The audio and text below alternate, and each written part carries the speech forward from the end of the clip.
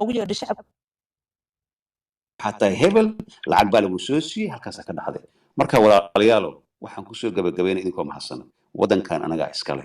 waxaan qurbo 40 sano aan u joogno meelaan u ordeen wax tahay wadankan meel inaan meesha corona ugu dhimanaa noo dhaanta inta oo maartay ku dhiman lahayd Ingiriis ama ku dhiman lahayd wadankan hadii idinka aanan gacanta ku qabsan laakiin ina adeer iyo nin gardara ku taageertid berri ilmaha saasay noqonayaan najma iyo dhamaan asxaabta kale aad u mahadsantihiin wixii soo aad iyo aad u mahadsantahay tirada qofkii su'aal waxa ugu horeeya xalade waxa ku xigi doona cadaawadu ilaahay ila xalna soo galabtay abaa waxaan ka codsanayaa marka koobaad dadka hoos jooga Xuseen Sheekh Nuur iyo m gentleman yarka u qoran tahay iyo Nuur Xaaji inaad soo saartid waa arkaa kiisintee waxrane waa soo saaray yarka gentleman soo saarto Nuur Xaaji iyo Xuseen Sheekh Nuur soo saar wasiir Xuseen Sheekh Nuur waa maasan tahay waa aad baan u salaamayaa ustaadkayga Cabdinaasir aad baan ku salaamayaa adiga asxaabta badan sidoo kale Ismaaciil Biiki salaamayaa asagana ustaadii su'aashan ku weydiinayo waxa waaye haddii farmaajo ay uba suurto gasho la yiraahdo political agreement siyaasiyiinta is haystaa ama siyaasiyiinta diidan muddo kororsigan khaladka ah oo runtii ay walaal baarlamaanku ay sameeyeen madaxweynihii hore haddii sidoo rabo loogu tanaasulo oo la yiraahdo bal 2 sano doorasho cod gaarsiin dalkan ma ka suurtoodaa inay doorasho qofeed ka dhacdo aragtidaada nala wadaag صاحب قالي فرحان هذا وما سنتها كسلامة يا مركلة وimpossible أنا هرت وحول إلهي كعن سيكوجرتا ومده كانوا حسب مدعي كران لكن ما باجرتي ما هسكون في عين رتيجة هر رتيجة دم ساعات كيسولي وح something like that أي جرت كل إذن كانت قانانا وح أفر سنة لو قبان واي الله بس سنة هدي لو قبان أيو أنا قوي بإيه فعلا الله وحن ده لها حلا سمايو حتى ما أنت هدي لو فكروا government of national unity إن لكينو سوى دنك stable النقطة لقاله وكرده تدخل مير كذا ودق وح في يعني أهان لهذا لكن أفر سنة وح أكو سمين كريويسي لبس سنة إسكداية أفر سنة كلكم سمين كرتيد وح جارنتي سمينا حتى ما جرتوا ما أنت وحنو سمين كرين ودنكي دولة دقعنت هذا كمو وذا جرتوا ما أنت هدي اللي هذا حتى مقدشوا مالها قاركودا one person one vote بوقبنا إياه وحين نقول إيسا nightmare logistic أهان و impossible وحين نقول إيسا محل هذا security أهان و nightmare مركز guarantee قفك ديبا محويها أنا وحن ليا بصناعي ذاتك ضحي ذاتك شعبكي إرجاس أنا إلهي هذا قفي فسران الله شعبكي أيال لجوء عليه عد كودي لسي what شعب لجوء عليه شعبكم حيتاي إن ضد ماشي الجوجا أو تاجريات إن الآن أو برلمان كجوجا أنا جم حنو متلاين عندنا متشمل جرتو رئيس الشعب كيلو عليه مركز جارنتي فرحان بجرتو إن ما عرفتي حتى دي لها 8 سنة فميسا وحال يسكسوا قبتي وماشي بكبح حسن إسماعيل عمر قيلي والله وكفر حسن الله ودن كان هدو دجنان لها وحي جاجي كسان هاي استيبل أوهان لها لبعت قرح يدل أن كده إلهين وجبوتي وحن إيه لها أنا ديمقراطي آمن سنة صدّن الشانس أنا قف كجوه الله صحيح هدوك تسوي بدل لها لكن كم جرنا وحن كجرنا political suicide وما أنت هدي حتى opinion كجاد يبتدي طبعا الشان قفوت طبعا الشان كنا قفوت يكون كسوي الرأي سلام قارن الشيني عليه وحلو سمي last couple of days أو لو سمي social media يسوق حتى قفنا حن كشيء مركا سؤال شادي وحن كسو جبينا يا وأنا لا جواب تادي wax garanti ah haba yaraatee ma jirto wax 4 sano ka hor dhici waay 2 sano soo socda iska daayay 5 sano xataa ma dhacayaan waa ma santahay farxaan waxaan rabaa follow up question inaan ku weydiiyo sidoo kale ustaad wuxuu yimid December wadankan soo gala 2016 system ka dawladda oo shaqeynaya dalkoo doorasho aadoo yimid wuu tartamay وقولستي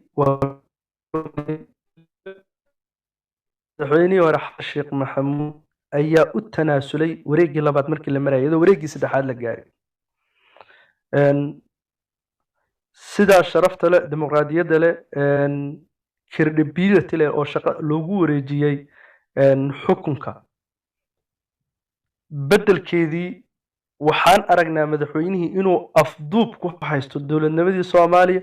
iyo nabadii Muqdisho leeyahay maaragtay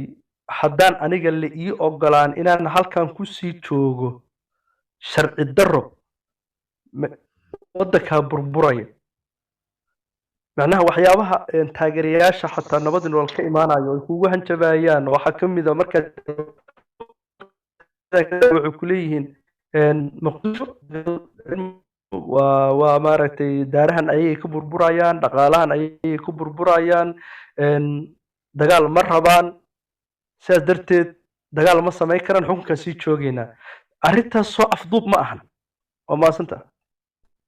farxaanow aad umaase waa su-aal muhiima. horta aniga personally waxaan aaminsanahay waa opinionkay ra'yigayga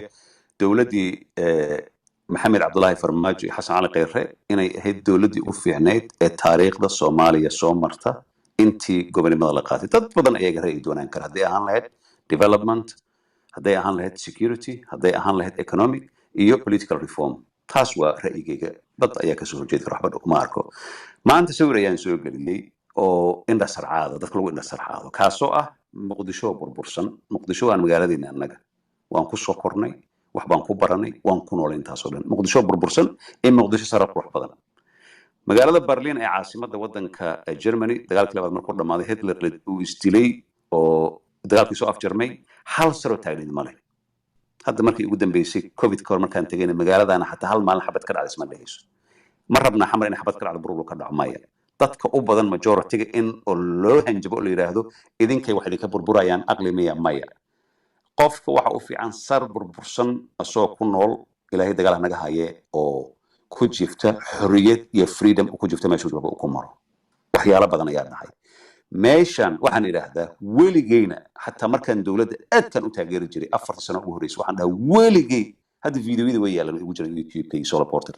weligey taageeri maayaan dhahay ku darsasho iyo systemka oo status quo-ga ah isbedel in lagu sameeyo, kaasoo ah waxaan aragnay qori isku dhiibkii. dadaa waxay ku andacoodeen oo heblowba wuxuu ku darsaday hal san halagu heshiiyo, technical 2 sano halagu heshiiyo oo garanti la dhiibayo. laakiin systemka ah shacabkii ayaa lagu celiyey, cod lagu celiyey, isla markaana iyagaa soo doortay ummadda Soomaaliyeed. waxaa siiyo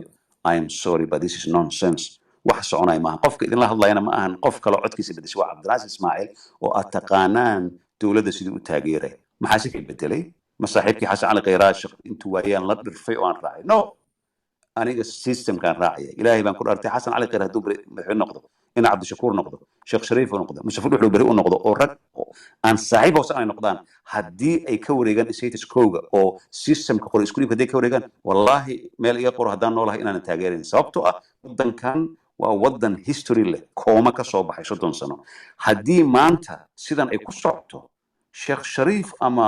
xasan cali kheyre ama cabdiraxmaan cabdishakuur cid u diidaysa male. markay waqtigiisu dhamaado inaad barsuga xoogaa waxaan ku darsanaa 5 sano si wadankii dekada loogu dhiso, wax walba la dhihi karaa. marka wax la doonaya ma wax soconayna ma ahan. qof Soomaali oo wadani ah wadanka u turaayo inuu aqbalo taas maahan. waa maasanta tahay. waxaan hadda siinayaa Genyo. Genyo waxaa ku xiga Ismaaciil Bike hadduu ilaahay yiraahdo. Genyo ku soco. السلام عليكم ورحمة الله وبركاته. آدي آد باني سلامي ولا لا قالقة يعني أبا سؤال waxaan ku sheegayaa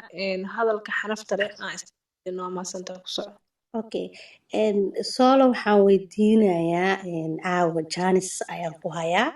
taageero maxaa lahaay Facebook waan ka arkay. Solo waxaan rabaa inaan ku weydiiyo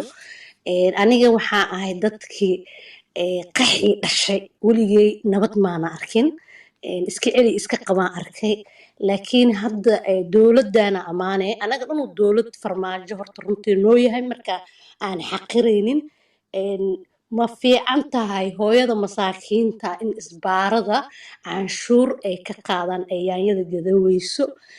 everyday fucking shit maxay ahaytoy in maxay ahaytoy qarax ay ka dhaco in maxay ahaytoy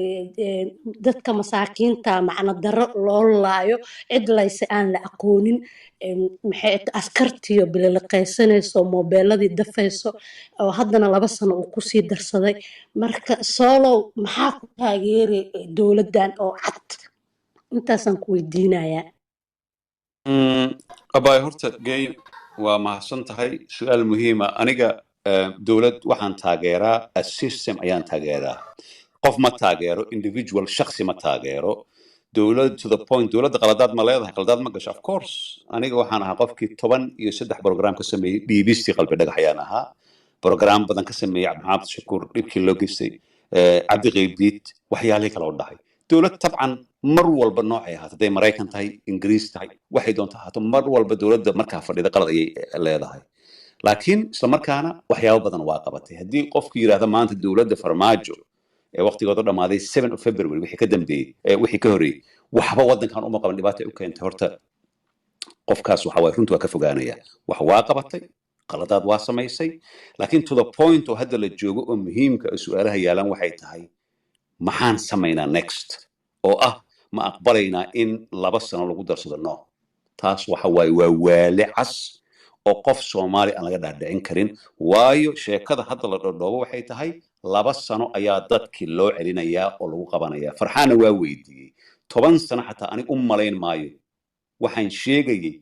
3 years ago anoo markaas dowladda xilligaas taageeray waxaan lahaa impossible ay noqonaysaa in xataa wadankan iska daayay 4 sano soo socda 10 sano soo socda xataa ilaa wadanka stable ku noqdo unless la yiraahdo Puntland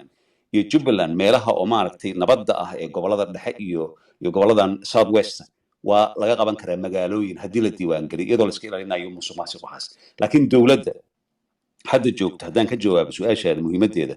waxna waa qabatay qaladaadkeedana waa badnaa laakiin hadda sheekada meesha maba taallaba waqtigeeda 7 ku ekaa baarlamaankan December ku ekaa inkastoo la yidhi baarlamaanka lagu bedelayaa laakiin aniga waxaan aaminsanahay dhammaantood ex parliamentary inay yihiin awood ay ummadda Soomaaliyeed oo anaga dhan aan ku jirno ay ku maquuniyaan inaysan jirin waa maasantahay soolow hadda fiiri aniga example dadkii dagaalada dhashaa ahay mustaqbal daraan ka qaaday nolol xumaan ka qaaday jiil kalaa soo socdo aniga sideedoo kale yacni waxaan hadda ujeedaa oo la sameynayo awoodan la isku sheeganayo cid walba awood hadday mucaarad tahay iyo hadduu maxaafid yahay maxay ahayd dhexdoodii ayaan ku dhunnay qof aan raacno mucaarad kamaa raacnaa maxaafid kamaa raacnaa kee dan niigu jirta ilaa hadda waa ku wareersanaa markaan bisaraaxa ka hadalna waa nin walba danihiisa u qaaskaayo ka hadlaa kama hadlo danta shacabka iyo magaciisa ma ka hadlo maalintuu fuulana wuxuu qabta male kistiisuu hoos u gashaa in adeerkiisuu siiyaa ma fahantay marka anaga waaba ku wareerna haddaanu nahay maxay dadkaan weligood dowladda arkin anaga dowlad ma arkin wax ma arkin laakiin waxaan u naxnaa jiilka soo socda mustaqbalka maxaa dhici doono dadkaan afduubka nagu haysto waa maasquraashi waa maasanta soolahay abay waa soo dad kala sugay waa soo yareynaya waa runta horta annaga waxaan kaga fiicannahay dowladan la dhalanay haba ahaato dowlad oo kacaan ah oo dictatorship ah oo wadanka waqti badan haysatay wadankan wax u qabatay af Soomaaliya qortay iskuula caafimaad free wax walba siyaasi haddaan noqdo aniga hadda ilaahayna igama dhig ilaahan kana waan galay haddii siyaasi aan noqdo maanta waxaan ku leeyahay gabdhaha waxaasan u samaynayaa wiilasha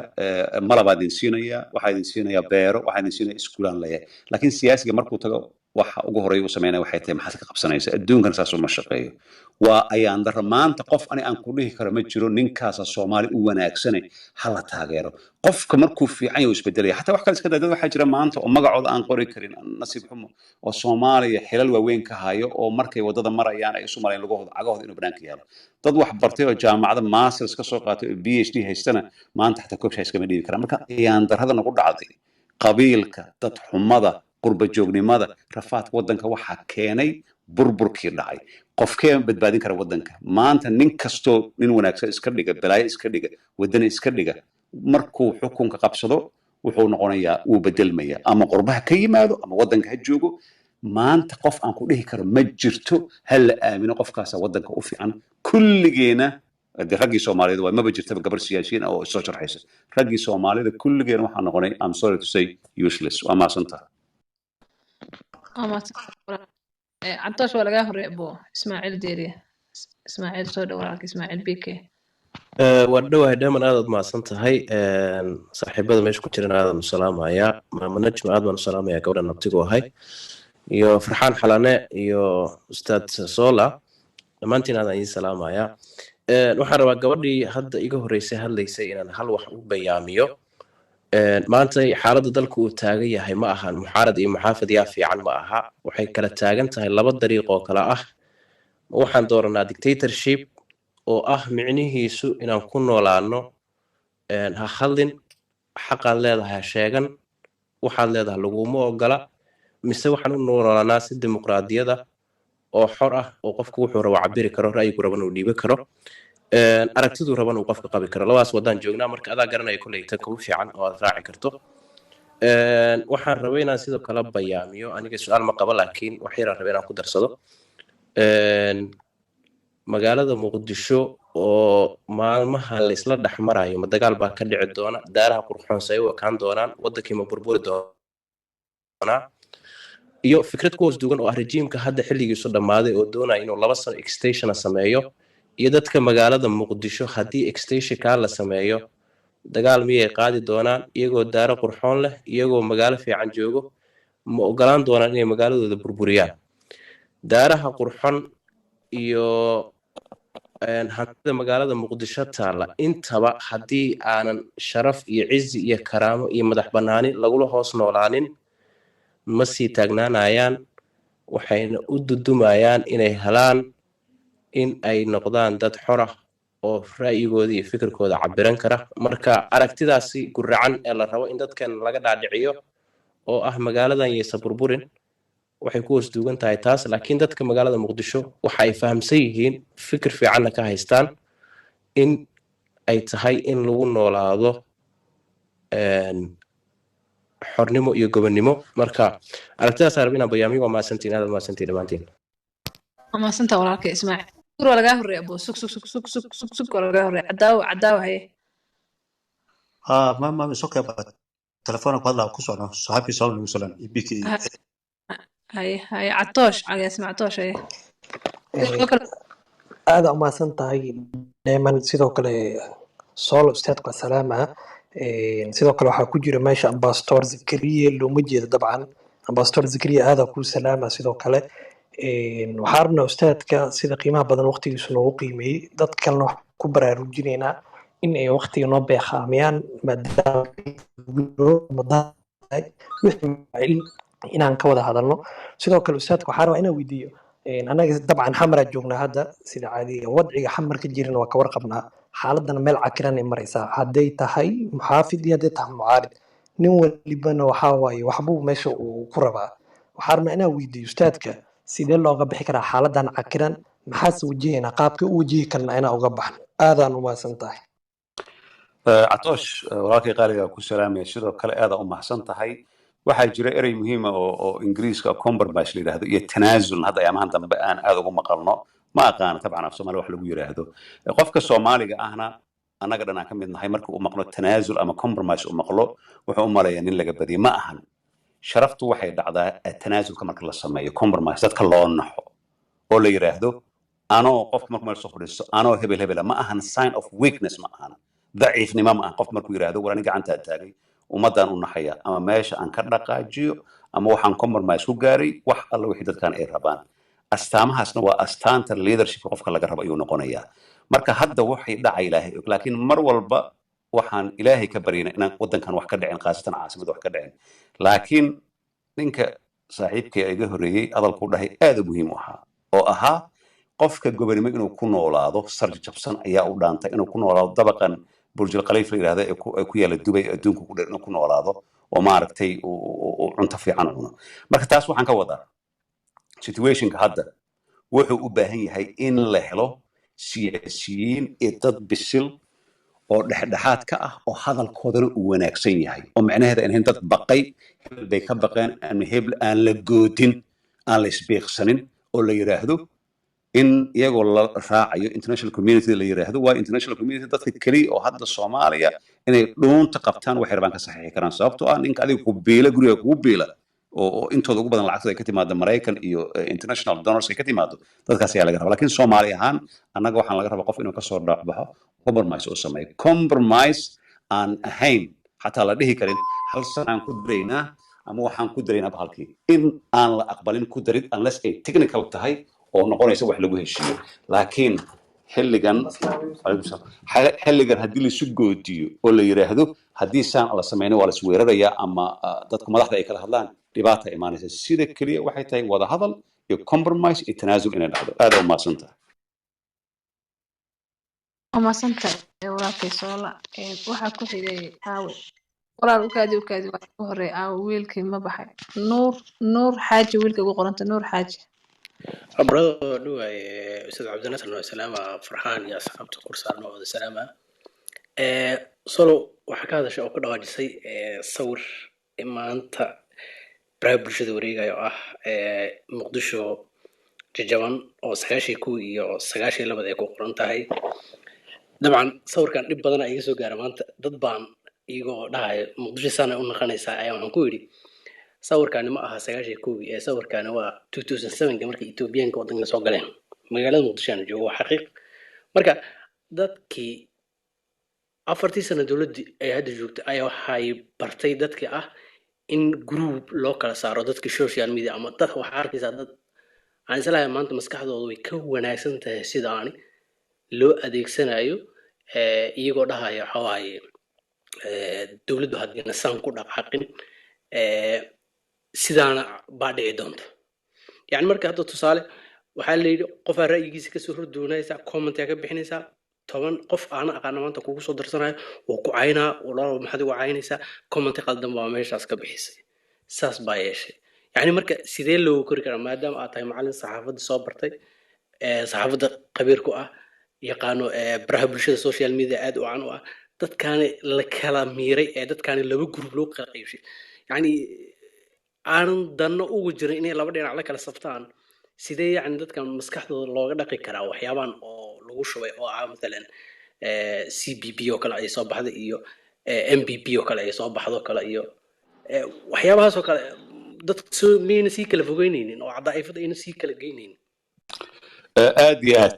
waa mahadsan tahay ugu horeyn waa wax jira horta dadku category ay u kala baxaan categorigaas oo kale ah dadka waxaa jira qof aan maanta debate kula samayn karin oon kula hadli karin waxyaalaha shock igu dhaliyay waxay ahayd aan arkay last 24 hours in maaragtay ninkan shiine culey la yiraahdo dad badan kama helaan stylekiisa xaqay u leeyihiin laakiin shiina qof madaxna ma caynin qofna wax kama sheegin video jiro umuu meesha soo dhigay inta qofooda isku dayday xataa waxaa ku jira xildhibaano federaalka ku jira oo qaab kale u soo weeraray waxyaabaha lagu sameeyey waa just incredible waxyaalaha aan aragnay marka dadkan waxay u kala baxeen category ah nin waxaa jira oo qabiil aniga haddaan madaxa igu taageerayo gar iyo gardaraba igu taageerayo wuxuu leeyahay ninkan ilmaadeerana isku qabiilana isku meelaan ka nimid qaladkiisana waa sax saxiisana waa sax waxba lagama qaban karo waxaa jiraan wiilal yaryar oo da'dooda ay u dhaxayso 15 and 25 oo smartphone haysto oo noloshooda waxba ka bedeli karin oo adduunka jooga kuwaas waxaa la sameeyaa weliga qof social media kugu soo celiyo ma jawaabo hadda for example aniga waxaa la soo geliyey madaxweynaha waqtigiisa dhammaaday ayaa waxaa la soo geliyey ninaa mee soo gelaya soo ammaanay maasha allah ayaan ku qoray 35 qof oo waxaan arkay maasha allah comment ka bixiso ay caayaysa muu jawaabay koraan ka fiiriya waana isaga gudbaa dadka waxaa loo divide gareeyey oo loo kala soocay waxay tahay ina adeerka ayaa saxsan ninka aad wax ka helaysid ayaa saxsan ayaa loo divide gareeyey nin oo reasonable maanta dhahay ma jirto wallahi ninkan waa ina adeerkay laakiin ninkan waa qaldan yahay dhahay ma jirto waxaan la sheegayn waxay tahay qof u goodinayo intooda badan qurbahay joogaan ama caasimada ma joogaan hadday saan dhacdo saana dhacaysa ogow ilaahu naxariistiisa gaal wiil kuma dhasho wiil baa ku dhinta waana run haddii si loo fiiriyo xamar hadday ilaahay kuma keen xabad ay ka dhacdo smart bullet ma yaalo oo dhayso qabiil hebel kaliya ku dhacaysaa ma dhayso xabadda wiiftada hadda waxaan maqlay degmada hodan nin dhagoola ah masaakiina gabartiisa oo 10 maalmood la joogtay xabad wiifta ku dhaxday bal fiir marka xabadda qabiil ma taqaano adeer ma taqaano taajir ma taqaano wax kale ma taqaano dadka waxa loo divide gareeyay madaxdu ay ku raaxaysan dadka ugu badan social media markaan ka shaqeynayay oo Facebook 18 mantaan u shaqeynay waxyaalaha arko waxa kamid ah dadka ugu badan ee social media ku jira especially Facebook waa dad oo aan comment ka bixin share aan sameyn like aan saarin madaxdan 24 hours way ku jiraan waa arkayaan sababta u fiirinayaan waxay tahay dad ay soo kicinayaan hatta xildhibaanadii federaalka hadda oo caytamayaan meel ku caytamay oo shiinid culay aanay habin hore haddii aadan kelin qofku waa laga gudbaa haddii kale debate kan oo kale haddii aad diiday programka idinka aad samayseen every question waa available laakiin qof hadduu soo galo oo yar qabiil uu caayo ama dhahan muqdisho hadday saan noqon dadkii baa ka faa'iidaystay oo qabiil ahaan uga faa'iidaystay region uga faa'iidaystay dhaqaale ku bixiyay waxaan dibadda soo kama jirto coronavirus iyo lockdown. waxaan maqlayaa mar dhow dibadda in banaanbaxyo lagu taageerayo dowladda waqtigeeda dhamaatay ka dhacayso. sababta loo sameynaya waxay tahay wax kale ma ahan in public opinionka la bedelo. waxyaala badan ayaan aragnay hadda halkan aan ka sheegi karin oo dadka qaarkood ay aad uga dhirfayaan. marka xaalka wuxuu degayaa marka realityga ay timaado oo processka oo lasoo maray oo qori isku dhiibka ah si loogu talagalay uu socdo. laakiin haddii lagu heshiiyo is okay, dhib ma jirto haddii lagu heshiiyo la yidhaahdo technicals 6 bilood 1 sano 2 sano xataa. laakiin haddii lis joojoobo oo madaxa laysaga istaago, he soomaali horaa looga soo daalay waqtigii sayidka ilaa hadda laga daalay, ingiriiska ka daalay, qof madaxa looga istaagi kara ma jirto. waa maasantaha. mahadsantiin hal mar u kaadi waa idin siina imaam ku siina shakuura hal mar inaga horeeya shakuur haya السلام عليكم ورحمة الله وبركاته. والسلام يا أستاذ سولو، عبد القادر بوس، حلاني، أحمد، دايما مام النجم، يا عطوش لمان، يا خيارتي شرفت الله ماشي كنت ارتبع. أنا وحان سؤال شيء وحي كوسا لسان عايزي أتكشف كيسي أستاذ dadku waxay noqdeen dad aan sharciga qiimeyn ee qiimeeya shakhsiga ama ku taageera qaab caatifadeed ama ku taageera qaab dhaqaale. labada noocba haba waxay isku raaceen. su-aasha aan qabaa waxaa weeye saakay waxaan ognahay in wadankeenu uu soo maray marxalado badan, mucaarad, muxaafad, ilaa maalin walbana laysu soo jiidjiidaya. ilaa maamul goboleedyada xasan waa laysu soo haystay, shariif waa laysu soo haystay, ilaa hadda farmaajo waa lays haystaa. su-aasheedu waxaa weeye hadduu maanta farmaajo iscasilo, mucaaradka soomaaliya ama maamul goboleed ha kasoo jeedo ama madax hore ahaado ama mid hadda kale ee xil raba ha noqdee, ma ku midoobayaan oo xal ma u keenayaan inay ra-iisul wasaare haddii xukunka lagu weereejo ay taageeraan? ma dhacaysaa su-aashaas? xalki waa ka dhammaaday labada gole, waa su-aasheeda labaad. xilki waa ka dhammaaday labada gole iyo dowladda qof taa diidana ma jiro. maxaa inoo bedeli karaa oo booska inoo buuxin kara hadduusan jirin ummad dhexdhexaad ahoo dadkan kala hagaysa? waa mahadsantaa ustaad. thank you very much. jawaabti waxaa haddii maanta subax oo ilaahayna kulley waa masuuqde uu soo fadhiisto uu yidhaahdo aniga waan tanaasulay, wax imaanaya kan hadda mucaaradka ah ee isla fadhiyo saaxiibada isla jecel isla afuraya kuma heshiinayaan. maamul goboleedyada waxaa kasoo baxaya kuwa hadda dowladda dhankooda la saaro ee taageersan sida hirshabelle iyo south west iyo galmudug kale, iyagana ma yeelaan. waxay noqonayaan sida hadda yihiin qoladan puntland yihiin. marka qof wuxuu leeyahay ayaa soo gashay ayaa samaysay. marka waa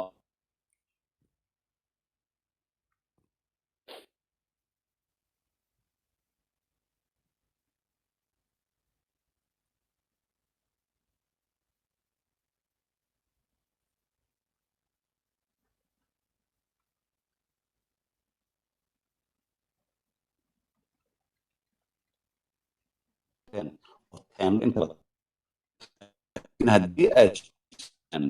berri haddii maxamed diyaaradan raacaya istanbul ama ankaran aadaya ama melbourne aadaya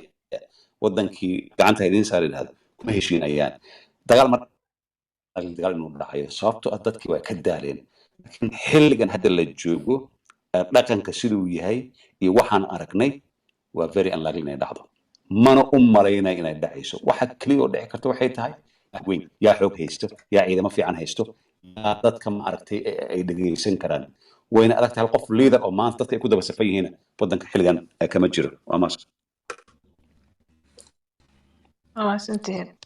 cabdinaasir waa mahadsantaa dheeman inaad ii ogolaato anoor aad iyo aad u salaamaya ninka la yidhaha zola iyo dhalinyarta meesha ku jirta oo dhan. waa mahadsantihiin. aniga inta aan ka aqaano horta zola khaasatan 4 sano dowladdan meesha wadaag u ahayn waa isku meelaan joognay oo nin oo realityga ka hadla oo qoraxlaysi iyo masaalix iyo waxaas horta wax ku taageerin waayo caawo sida uu hadlaana waa ku faraxsanahay. marka waxaan rabaa inaan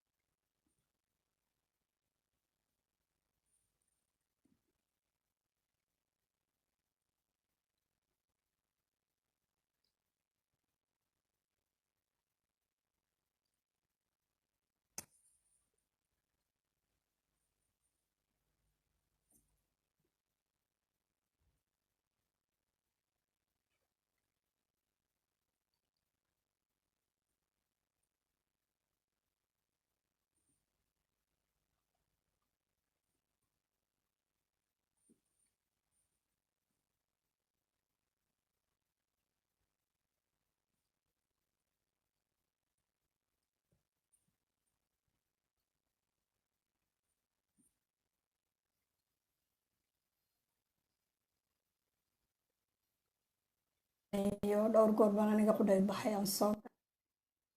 isticmaalaya qofkaas ayaa mas-uulka laakiin mas-uuliyadda waxaaba kasii muhiimsanba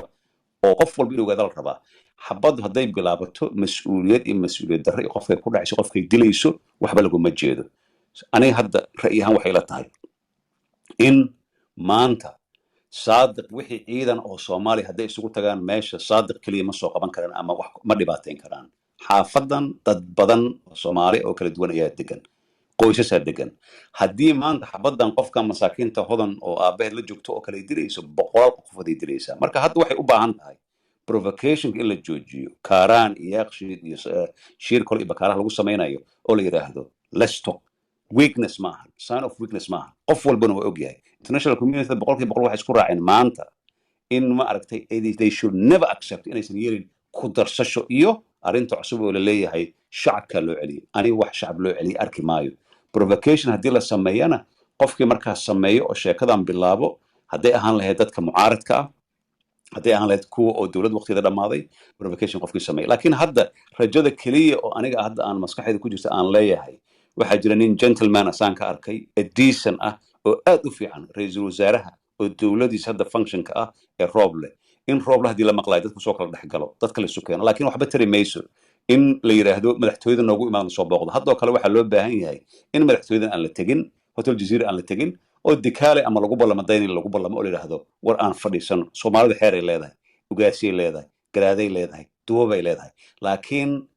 mindhicir fara ka bata sheekada hadday noqoto caloosha haddii mindi lagaaga jeexo mindhicirka farow ka bata lama hayn karo hadday sheekadaas noqoto provocation la sameeyo qof walba oo soomaali ah farow ka gubanaya taasna ilaahay anaga ilaaliyo marka cabdinaasirow cabdiraxmaan cabdishakuuraa la weeraray cabdi qabdiidaa la weeraray waxyaabo kalaa hadda ka hor dhacay maxay ay marka ka dhigan tahay in oo tenshinka oo saalda qabiilka graafka oo saas u kacay oo la garab istaagay oo la qayliyey oo xildhibaanadii ay ku hoyanayaan shir kale habeenkii labaad oo odayaashii hadleen oo macnaha xaaladdu saan ma ahaa jirin oo maxaa isbedelay ma timeka dhammaadaya ma ninka la yidhaa wad intaas maxay tahay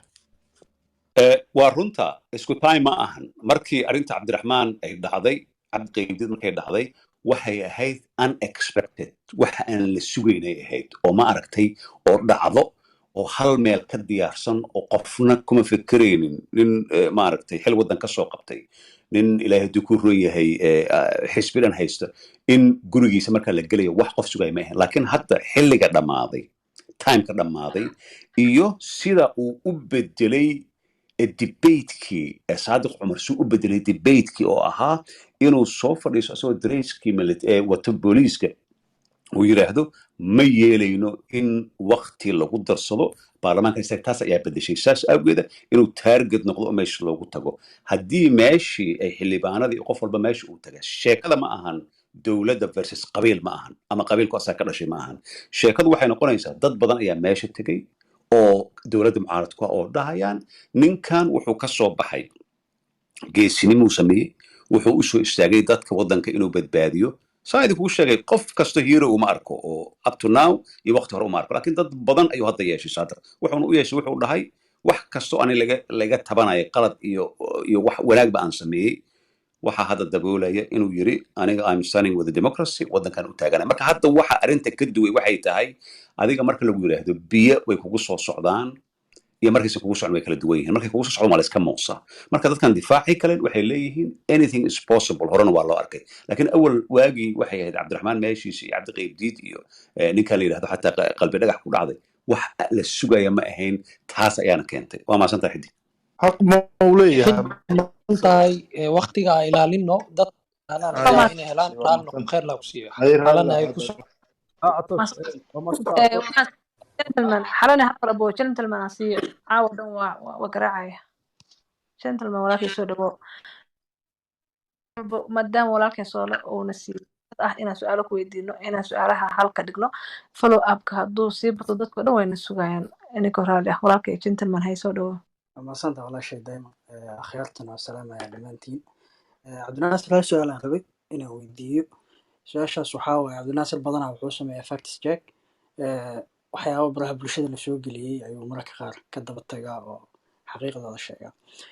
Waa fiican tahay in wax been oo socda ujeedid mararka qaar la qabto, laakiin waxaan rabaa xoogaa inaan si u sawiro ama dhacdadii ugu dambeysay oo xalay oo kale inaan soo qaato oo mudaharaad ku saabsaneed muuqaalkii mudaharaadku uu ka hadlay inuusan kii xalay ahayn. Laakiin cabdinaasirow way fiicneed markaad fact check samayso labada dhinac waa la matalaa, waxaa la yidhahdaa waxaan waa wixii waqtigaas dhacay, wixii xalay dhacayna ma ahayn ama mudaharaadka xalay dhaca ma ahayn. Ka daba tagaagii dad badanaa waxay u xigteen inaan xamar xalay wax mudaharaada ka dhicin, taasoo xaqiiqada mataqaanaa duugeyso. Marka soo ma fiicnaa lahayn markaa ka daba tag samayso oo muuqaal ah ka daba tagto ama dhacda ah ka daba tagto inaad muuqaalkan sax maaha laakiin muuqaalka waa jiraa ama mudaharaadka saas si faahfaahinta loo mataqaanaa loo fahmo. Haddaan tusaale nool ku darana waxaan tusaale usoo qaadan lahaa, tusaale ahaan qof la dilay oo lagu dilay Yakshiid. Markii warbixinta ay soo baxdo la yidhaahdo qofaa kaaraan lagu dilay, haddii aan dhaho ka waran maanta oo kale wax qof kaaraan maanta lagu dila ma jiro, intaas aan ku gaabsada macnaheedu waxaa waaye in qof la dilo ma jirto inaan dhaho kalentooda loo xigin karaa. laakiin qofka la dilay meesha lagu dila kaaraan maahe Yakshiid maahe waa kaaraan haddaan dhaho macnaha waxay sheegaysaa in wixii jiraan laakiin sida loo wajahay ay qaldaneed. soo haddaysan warbixintu iskaabin macnaha waxay weecinaysaa xaqiiqada. soo saas kuma qurux badnaa lahayn. intaasaan rabaa inaan weydiiyo saaxiibkii. waa mahadsan yahay. aad ayaad u maasanta. waa su-aal aad muhiim u ah oo horta waan soo geliyey, waana arkay, waana ogaa dad badan oo dowladda mucaarad ku ahna habi kuma aysan ahayn. marka qaabka u shaqeeyaan kuu sheegayaa. anigu investigative journalism iyo arrimahan fake newska intay soo baxeen sanadadii ugu dambeysay ayaan koorsooyin. objectiveka ma ahan in aniga as journalist aan soo bandhigo aan idhaahdo bahalkan waa fake, laakiin waxa dhacay banaanbax. That's not my work. marka xilligaas waxay tahay tan muhiimka oo ah in dowladda waqtigeeda dhammaaday been laga sheego oo la yiri caawa magaaladan waxa ka dhacaya banaanbax lagu sameeyay. banaanbaxaas oo ahaa video dubbing lagu sameeyey ama over edit lagu sameeyey. marka objectiveka adiga aad ka hadlaysid aniga ma shaqadayda haddii banaanbax magaalada uu ka dhici lahaa xalay oo ka dhacay oo aniga aan rab inaan soo geliyo waxaan leeyahay magaalada muqdisho waxa ka dhacay banaanbax ayaa ka dhacay laga soo horjeedo. laakiin sababta aniga aan u soo galay meesha waxay ahayd videogan oo daboolay kii runta marka run aan ka sheego. marka micno yeelan mayso inaan idhaahdo waa fakekan, laakiin magaaladii ayaa waxa ka dhacay. sababtoo objectiveka aan u socday wuxuu ahaa in videogan laga dhigay oo daboolay kii horoo la sameeyey in aan banaanka soo dhigo oo labadii video aan soo ag dhigo. horaa loo sameeyey wariicaana sameeyey. teeda kale qaabka loo dul saarayna software aan ku check garay waa ogaaday isla markiiba inuu yahay. muhiimaddu waxay ma ahayn dowlad waqtigeeda dhammaadan ugu hilinaya ama mucaadan ka soo horjeeda. I think xogaa waxay ku siinaysaa credibility dadka xataa ay kugu aaminaan 10% maybe 50 ku dhahaan alla ilahay cabdinaasir ama dowladda ka soo horjeedo ama mucaaradka ka soo horjeedo hadalkiisa solar portal uu ku soo qoray we can believe it. laakiin aniga shaqadayda maaha markaas inaan idhaahdo laakiin magaaladii ogaada banaanbax ayaa ka dhacay oo farmaajo ama dowladdiisa waqtiga ka dhammaaday looga soo horjeedo. taas objectiveka oo qaabka loo barto investigationka iyo loo soo gudbiyo warbaahinta ma noqonayso. marka taasaan u sameeyey maahe aniga banaanbax duu dhaca mana ka soo horjeedo. banaanbaxna oo xiyad leh oo peaceful ah waa wax waddanka u baahan yahay waaye. waa mahadsanta. xalane cabdi maqsiina abu cabdi adaa ugu horreeya. من هذا وما صنتها مركل وسلامة أستاذ عبد الناصر. جوابته وكبحيي سؤاشي شكور ميت كد وانا عنو راسني حدي تمورو مدحوينا فرماجو أو كتناسلو فكر كيسا قرعان aniga waxaan qabaa siyaasiyiinta kale inaysan ku dagaali doonin doorashada wax khilaafan oo imaan doonana qabaa. maxaa yeelay siyaasiyiintu waxay ka midaysan yihiin doorasho fair ah inay waddankan ka dhaco. taasoo ah waxa madaxweyne farmaajo looga soo horjeedo waxa waaye doorashada maahana waxa waaye qaabka doorashada ay u fulayso. madaxweynaha wuxuu rabaa doorashada inuu awood u adeegsado iyadoo xilkiisii dhammaado. madaxweynaha waxaa laga rabaa waraaqdii oo 9 September 2016 oo qoray xasan sheekh maxamuud waraaqdii oo qoray inuu qoraal rabaa oose madaxweynuhu digreetana magacaabi karin cidna uu xil ka qaadi karin ammaanka doorashadan uusan isagoo mas-uul ka ahayn oo dhexdhexaad uu ka dhigo dhibaatada ugu weyna halkan oo meeshan doorashadan caqabad ku ahna waxa waaye runtii waxaa meeshii ka maqan matalaadii siyaasadeed ee ra-iisul wasaaraha oo ku celaa mar kale matalaadii siyaasadeed ee ra-iisul wasaaraha ra-iisul wasaaruhu wuxuu balance u yahay markii wadanku doorasho uu galo mucaaradka iyo muxaafidka ama madaxweynaha tartamaya xilka haya iyo madaxweynayaasha kaloo la tartamaya ayuu balance u yahay haddii marka matalaadii ra-iisul wasaaraha meesha ay ka baxday uu kambayner ra-iisul wasaarihii u yaara madaxweynihii waa in doorashada laga wareejiyaa labadoodaba oo dhinac kale loo bedelaa haddii ra-iisul wasaaruhu uu ka tanaasulo inuu kambayner u yahay madaxweynaha ouna roolkiisa qaato oo dalkan doorasho u dareeriyo waa la aamini karaa oo dadku maaragtay siyaasiyiinta kale way aamini karaa aniga waxaan qabaa dalkan doorasho way ka dhici kartaa haddii madaxweynuhu uu ka tanaasulo fikirkiisa ku raacan waa mahadsantihiin waa mahadsan tahay walaalkay waxaan siinayaa hal mar masrax xalaale su-aal ma weydiin karaya walaal maya maya u fasax maya wiil macaawilana garaacaya jirta cabdi muuse wiilka ugu qoranta waayo qof aan siyaa laabto wixii way naga halaabayna bo cabdi muuse waa mahadsan tahay walaal dheeman iyo dhammaantiinba daadihiyaasha golaha iyo dadka ka hadlayaba waa maaragtay aad bay si wacan loo wadaa kole dee sida qof walba uu dareemayo ama dadka waxgaradka uu dareemayo waddankeena hadda xaaladiisu waa yara cakiran tahay waana arrin maaragtay aad iyo aad looga xumaaday marka laga fiiriyo muddooyinkii dambe siduu dalku usoo kabanayay waxaan rabay wax yaroo dardaaranaya inaan hadhado horta hadda dadka soomaalida inkastoo de markii dhibaata dhacdo ay wax walba saamaynayso sida hadda ay u muuqatahay ma aha si oo qabiil ku salaysan oo waa si yani siyaasad iyo gurubaysi ku salaysan waana waxaad moodaa in sidii hore ay soo yara ka dhaanta inay soo dhaamaysaad u malaysaa marka inaan lagu celin qaabkaas loo ekaysiin baan anigu jeclaan lahaa ilaa meeshan waa forum dad badan ay joogaan taa waa midda su-aasha aan weydiinaya ustaad sola waxa weeye nimankii xukunku ka dhacay waxaad moodaa qaab indha caddaysa inay xafiiskii ku fadhiyaan oo aysan doonayn inay banneeyaan taasoo aysan xaq u lahayn dadkii kaleeto soomaaliyeed oo la tartamayeen waxay rabaan inay maaragtay helaan garoon si cadaalada loogu tartamo marka waxaa dhacday dadka taageersan madaxweynaha in ay sida isagu markaa raba iyaguna aad moodo inay indhacdays iyaguna ay doonayaan qaabka inay wax u dhacaan oo aysan tixgelin siinayn ummadda kaleeto oo heerkulku aad iyo aad u kululaaday aysan wax haba yaraata tixgelin siinayn su-aasheedu waxay tahay hadda soolo oo kale waa nin caan oo la yaqaan oo aqoon leh maxaa ku dhacay roolkii ama kaalintii dadka soomaaliyeed oo waxgaradka lagu tilmaamo ama aqoon ahaan ha loogu tilmaamo ama culimo ahaan ha loogu tilmaamo ama isimaha loogu tilmaamo ama ganacsataha loogu tilmaamo dad iyagu yani beesha caalamka inkastoo beesha caalamka culayskeeda loo baahan yahay culayskoodu aad iyo aad u maarata arrinta miisaan u saarayo laakiin dad iyagu waxgarta oo yiraahdo waxaan meesha ka soo socdaa waa khatare waxaan doonaynaa inaanu doorka iyaga ka ciyaarno oo qofka khaldan la qabto la yiraahdo doorasho qabo wax kale looma baano doorasho qabo la yiraahdo arrintaa maxaa dad alloo waaye uu soo bixi laayihiin waa mahadsantahay raafii soo lahaya waa runta horta waa ku mahadsan tahay ra'yigaaga fiican ayaa soo gudbisay su-aasha horta dadkii waxay noqdeen dad ama ka soo horjeeda systemka hadda jira ee dowladda waqtigeeda dhammaaday ama mucaaradka ka soo horjeeda qaabab kala duwan ay uga soo horjeedi karaan dadkii waxay noqdeen dadkii waxgaradka ahaa waxgaradka marka waxaa loo kala saaray inay yihiin qof educated ah oo bartay waxbarashada caadiga bartay iyo maadi iyo diini qof bartay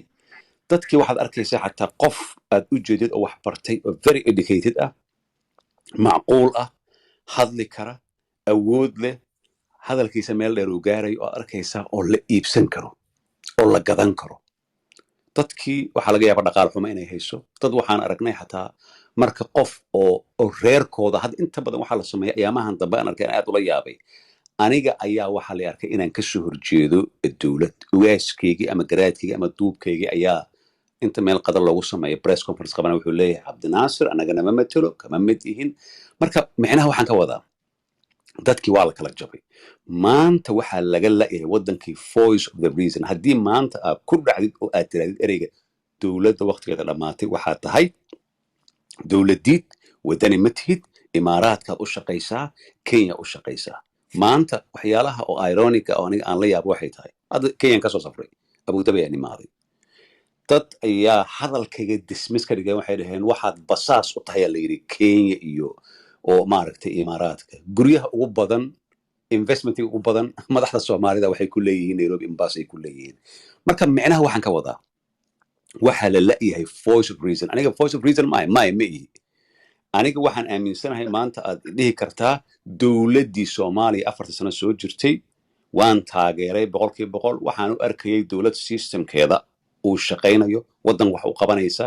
laakiin sheekadu ma joogto shakhsi ma joogto hadda qabiil ma joogto sheekadu waxay joogtaa waddankan quruxda badan ee ilaahayna siiyey sidee loo badbaadin lahaa xataa kan adiga ina adeerka ah allaba aad kala sirtaan haddaad u aragtid inuu qaldan yahay inaad banaanka ka istaagtid oo aad tirahdid laakiin waa la la'yahay dadkii waxaa oo noqday waa la kala go'ay sida maraykankii 50% alla jiraan Joe Biden Trump 50 ku xiga marka taas intay socotana wax walba way dhici karaan possibility way tahay su'aasha oo farxaan uu soo weydiiyey waa runta farxaan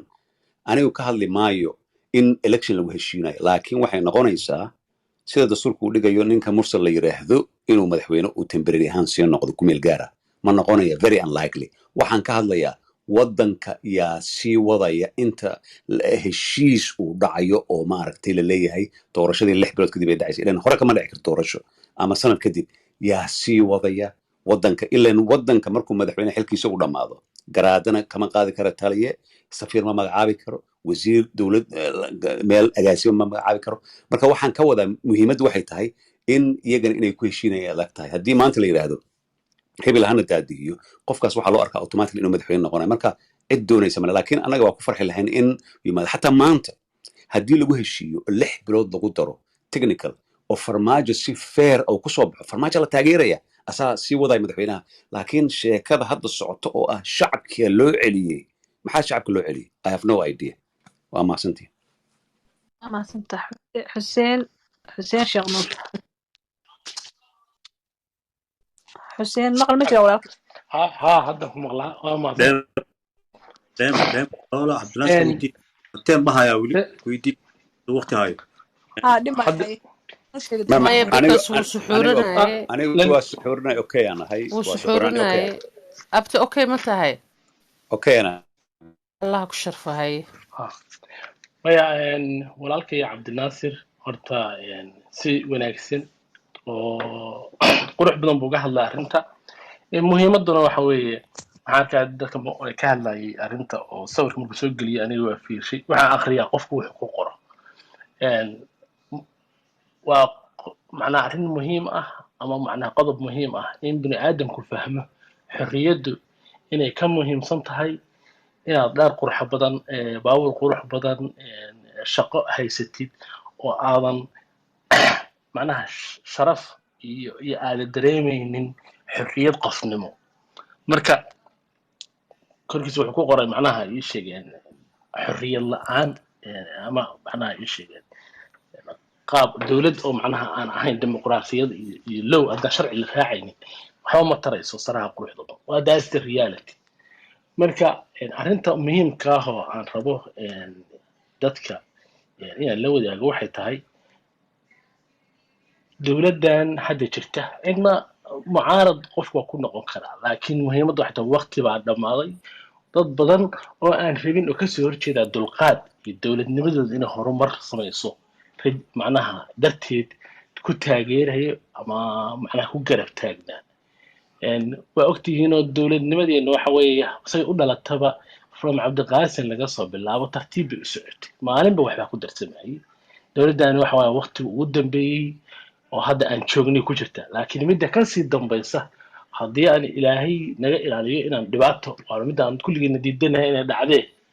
waxay keenaysaa ayana horumar hadda midaan ay kusoo tillaabsatay ama tii xasan ku tillaabsatay mid kasii wanaag badan kasii qurux badan ayaa dalka ku gelaya kulligeed marka waxna laga rabaa waxay tahay waxa ugu muhiimsan oo qofka bini aadamkaahi waa xorriyadda. qofka waxa ugu muhiimsan oo uu leeyahay waa inuu dareemaa dowlad uu asagu leeyahay, dowlad aan qof iyo koox gaari lahayn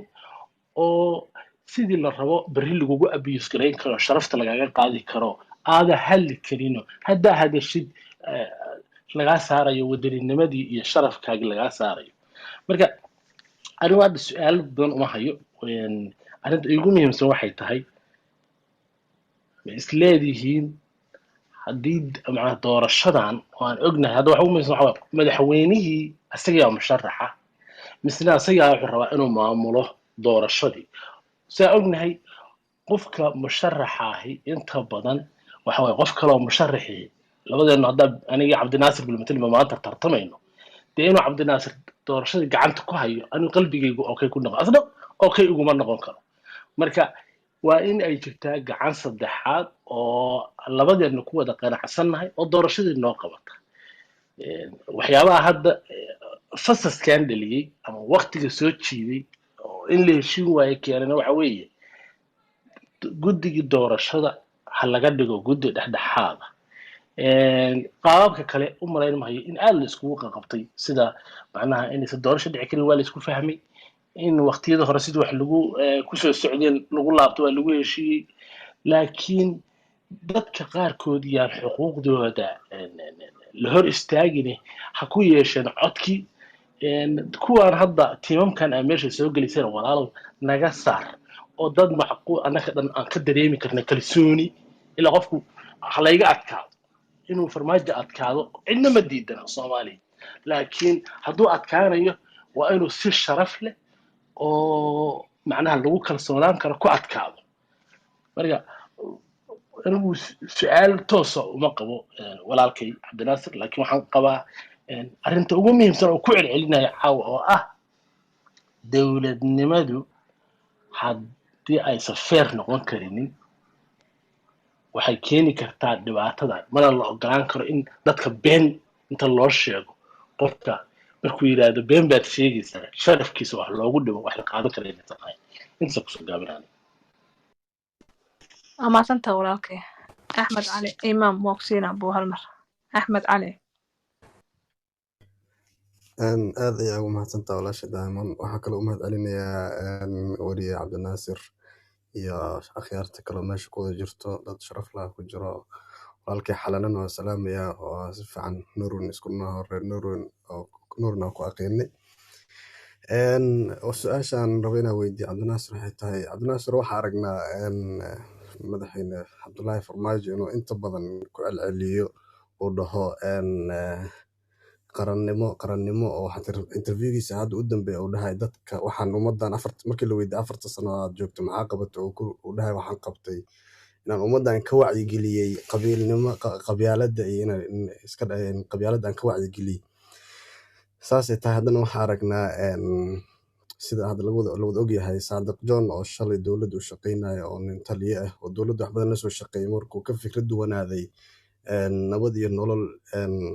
oo waata hadda weerar lagu yahay oo isdifaacid ku jiro. wasiir janan oo shalay maxkamadii ku xukuntay inuu dambiile yahay oo qaranka dambi ka galayna waa kaas caawa villa Soomaaliya u jiifaa. marka ma la dhihi karaa madaxweynaha hadalkiisa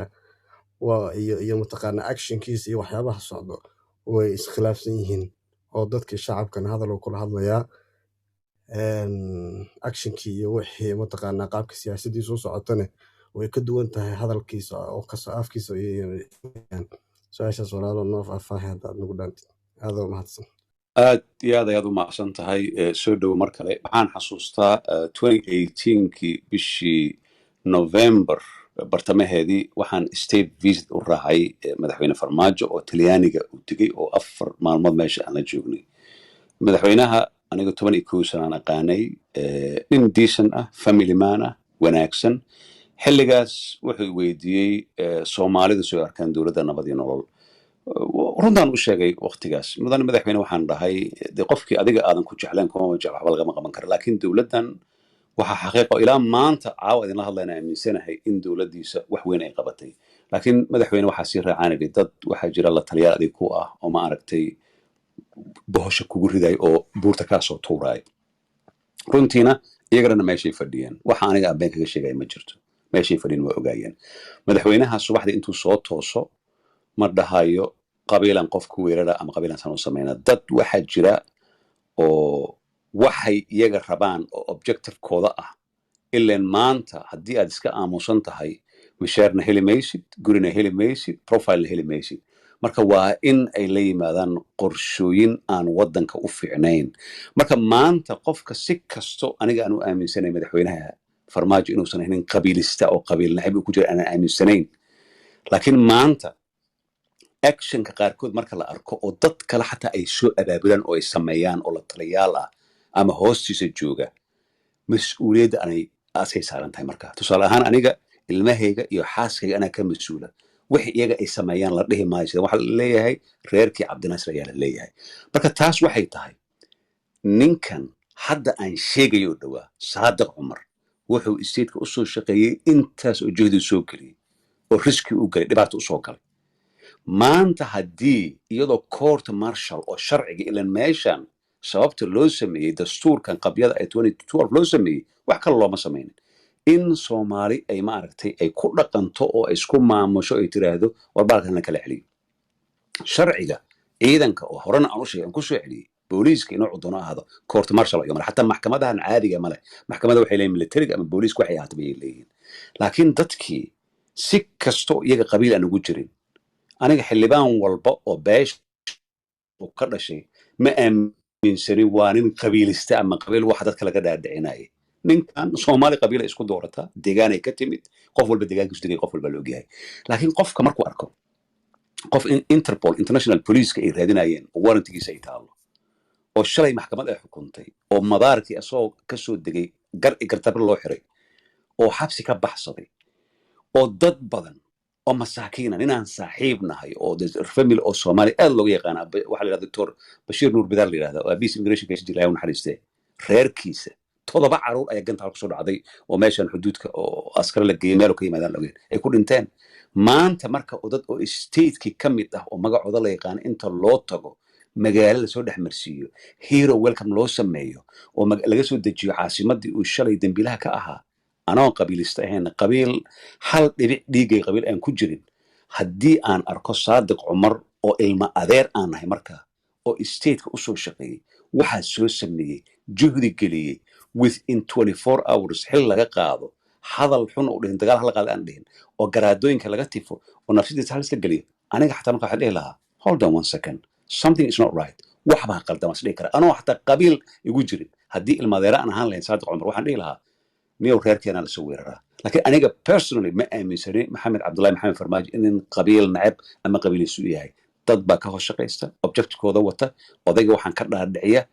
والا تتكاسا يا لكن personally أساقا ما أنت ما أهنن قبيل نعيبي ما بنعي كرا قبيل وايو ومدحويني ودنك قبيله كرنا شيء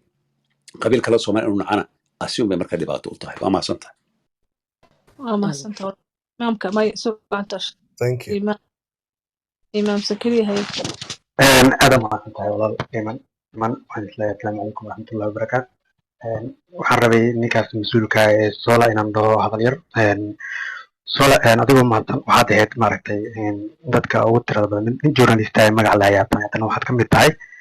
dadka ugu tirada badan ee media ugu iftiimiya xogaha iyo dalka iyo wixii ka socda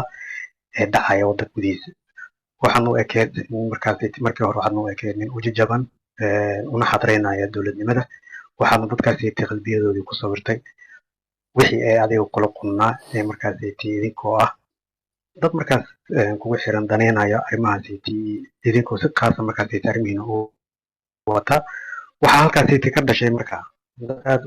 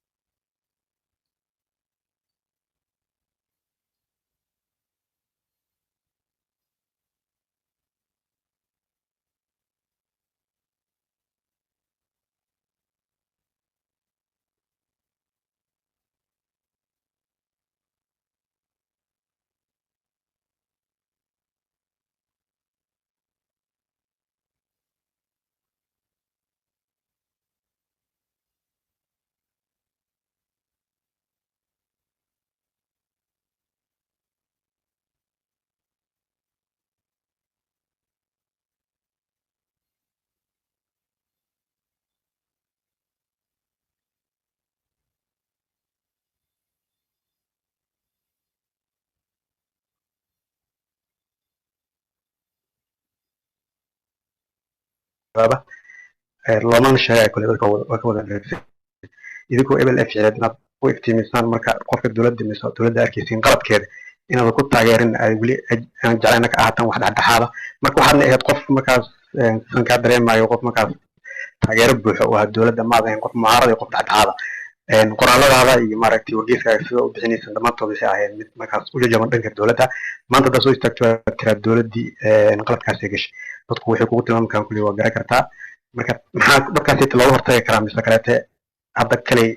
loogu celin karaa isdhihi kartaa mawduuca shalaa ku beerteen wacyigelin kale ugu samey kartaan dowladnimada waxay tahay fahankeedana u fahansaan inay ahayn dowladnimada shaksi in la taageero dalkan iyo dadkan ay ka dhexayso waxay tahay dowladnimada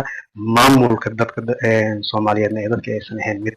maanta soomaali ay ka wada dhexayso soomaali maanta way kala leedahay waxaa jirta wax la kala leeyahay iyo wax maaragtay la wada leeyahay marka dadka sideed marka wacyigelin ugu samey kartaan wax la wada leeyahay inay tahay midda dowladda federaalka ah aysan ahayn in la kala leeyahay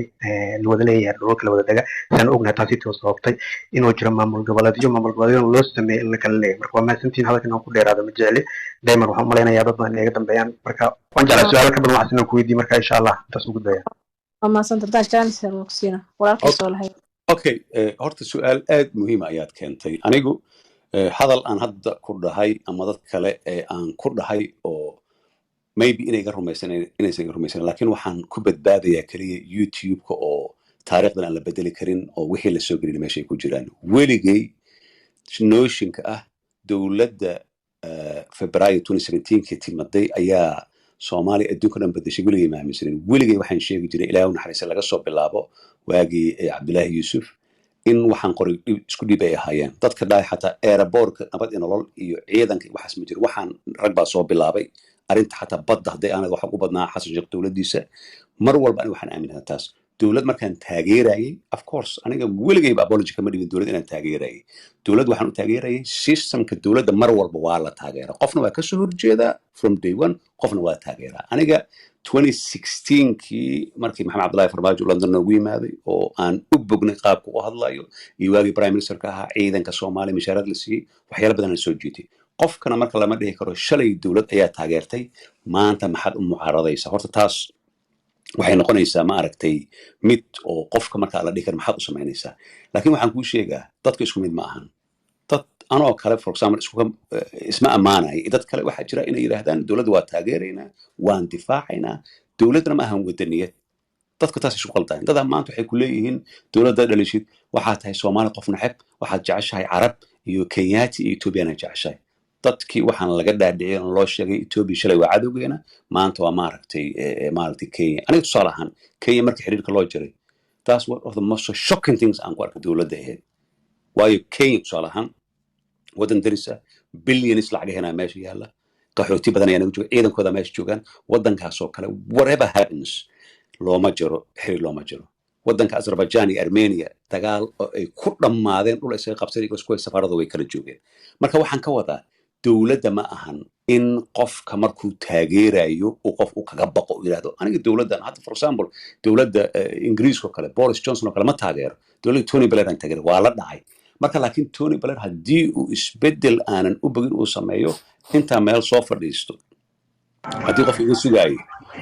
qof iga sugaayo inaan meel soo fadhiisto social media aan soo fadhiisto oo aan ku aflagaadiyo madax ama taas horta wax dhacay ma ahan laakiin waxaa jira qaab oo qofka loo criticize gareeyo loo dhaliilo la yiraahdo laakiin qofka haddii aan yiraahdo aniga gar iyo gardarro dowladdan aan saxsan haddii wax ka sheegtin ama reerkaagaan soo caynaya ama saanaan samaynaya ama wadani shaqo ku maray dowlad waa jiraysa taageer waddankaaga taageeraysa aniga maanta maxaa ii diiday inaan maaragtay sawir qurux badan iyo video aan soo sameeyey oo jaziire ah aan soo geliyey oo hees oo hobolada oo maaragtay waddanka ka dhisnaa ay sheegaysay ma ahan inaan dowladdii aan jeclay maahan marka qofka markuu isaga qaldamo dadka qaarkood ay yidhahdaan calanka markay arkaan farmaajo ka arkayaan ma ahan farmaajo calankan iska maray yuu yimid wuu baxaya mid ayaa ka dambeynaya calankan anagaa iska leh dhulkan anagaa iska leh baddan anagaa iska leh marka dowladda markaas joogto ani aan taageersanahay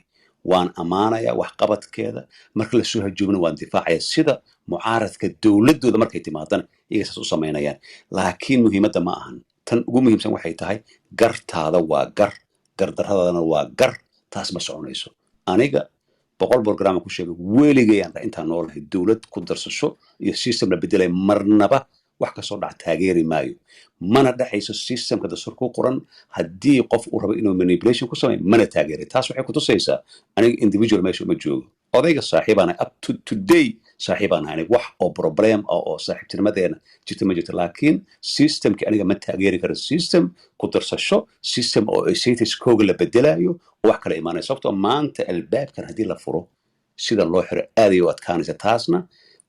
dadkan baasaboorada casaanka haysa anigoo kale ah waaba duuli karnaa meesha raba adduunka tegi karnaa laakiin dadka oo majority-ga dhibaatada ay kasoo gaarayso waa dadkeena ugu nugul society-ga ee soomaalida waa mahadsantihiin waa madsanta oo osman wiilkay ugu qorantaa waa mahadsantahay Damon maama najmi waa salaamaya cabdinaasir soola aadan kuu salaamaya iyo dhammaan asxaabta kale waxaan rabaa su-aal ka duwan su-aalaha lagu weydiinaya inaan ku weydiiyo maadaama aad tahay public finger aad tahay iyo aad kusoo qortid baraha bulshada aad warbixino kusoo qortid caqabada ugu badan ee dalka Soomaaliya 14 sano ugu dambeeyay ka jirtay urur argaxiso oo weli aanan laga wada hadlin ama dadka public fingerka ay ka wada hadlin ama ayna soo dhiginin caqabada ugu badan ururka argixisada dalka ka jirta ayna soo dhiginin waxyaalaha ay sameynayaan iyo dhagaaryaha iyo qaraxyada ay sameynayaan iyo dilalka ay sameynayaan weliga maxaa ku diiday inaad soo bandhigtid caqabadaha ay sameynayaan ururkaas argixisada oo ay aad dhahdid sidaan ay sameynayaan walow haddaad fiirisid liisadii ugu dambeeyay labadii beri ugu dambeeyay soo dhacayaan dhagarada ee la filayo in la maleegayaan oo dadka badankood ku baraarugsaneen siyaasadaha hadda dalka jiro lagu baraarugsan yahay doorashada laakiin caqabadaha ugu badan ee maalin walba qarax markuu dhaco 20 iyo 30 qof aan naqaano ku baaba'eyso oo laba beri ka bacdi aan wax la iska warsanaynin maxaa keenay waa su-aasheeda koowaad maxaa keenay inaad ka hadli weysid su-aasheeda koowaad su-aasha labaad waxaa waaye luqadaha ingiriiska warseedada dalka kasoo baxa ee lagu qoro iyo luqadaha carabiga lagu qoro dad badan oo dalka ka maqan oo dalka dibadiisa joogo oo aan Soomaaliya warbixinadooda ka diyaari ama jaamacadaha markii loo soo diro assignment wax loo soo diro history in internetka galaan ka soo helaan warbixino aan ahayn warbixin sax ah maadaama nin aan u dhalin qoray luqada ku qoray dalka Soomaaliya asoo website u shaqeynayo oo ku qoray ka bacdina qof kale oo xigtay oo warbixin sax ah aan ahayn laga xigtay dalka Soomaaliya maxaa diiday inaad soo bandhigtid waa su-aasheeda labaad midda kale comment yar rabaa inaan raacsado labadeeda su-aal halkaas aan uga haraya su-aalo badan aan qabay su-aal ka badan intaas aan nagu filan walaalkay waa mahadsan okay waa mahadsan marka comment yar aan raacsiisanaa Damon adoo hadda Janice ii siinaysid okay laakiin boobsi walaalkay dad badan ku sugaya aad waa mahadsan tahay arinta oo Saadiq John iyo guuxa hadda dalka jiro dib haddaan u laabano taariikhda Soomaaliya xilligii siyaad bare sidaa camal ayaa dad kasoo horjeedsaday xukunkiisii ayaa waxay u goosteen haddii taariikhda dib u fiirisid waxay u goosteen Ethiopia u goosteen dalkan madax bay ka noqdeen markaasi dowladdaasi waxay ku kicisay dadkii shacabka ahaa dadkii shacabka waxaa laga aaminay qofkaasi inuu yahay qof dalkiisii qiyaanay oo dalkiisa ka tagay asoo garaadha xilligaasi lahaa way soo laabteen dalkan xaq Soomaalida waxa way aad baan u hilmaamnaa kabacdi dad kale oo hadda xilliga ugu dambeeyay sidaas camal baa dad urur diimeed noqday kabacdi waxay soo galeen dawladda soo galeen ma isleedahay Saadiq John waxa waaye in uu biyo iskaga dhaqaayo 4 sano wixii laga aaminsanaa ama dadkii wax ka tabanayay uu iskaga jeedinayo dadkaas uu la mid noqonayo mucaaradnimada iyo si uu biri ka maalin wax loogu qabsanin marka aad waa mahadsan tahay walaalkay soo la walaalkay haya waa su'aalo muhiim ah walaalkeena uu soo gudbiyey horta mid waa runa waa jirtaayo weligay intaan warbaahinta ku dhex jiray 2004 ilaa hadda qarax muqdisho iyo meel kale oo Soomaali ka dhacay weligay allahay dad meydkooda iyo dhiigooda iyo wax walba daadanaya weligay ma aan soo gelin sababtoo ah waa human horror inaan dad Soomaaliyeed